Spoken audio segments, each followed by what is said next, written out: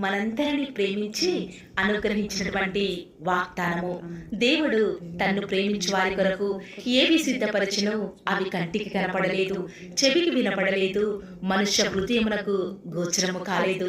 మొదటి కొరింథీయులకు రాసిన పత్రిక 2వ అధ్యాయం 9వ వచనం. No eye has seen, no ear has heard, no mind has conceived what God has prepared for those who love him. 1 Corinthians chapter 2 verse 9. ఈరోజు ఆ పరమ తండ్రి మనందరినీ ప్రేమించి అనుగ్రహించిన కృపావార్తను బట్టి ధ్యానించుకుందాము. కొన్నిసార్లు దేవుని కార్యాలు మన జీవితంలో ఎంత అర్థం చేసుకున్నా కూడా అర్థం కావండి. అసలు దేవుడు ఏం చేస్తున్నాడో కూడా అర్థం కాదు.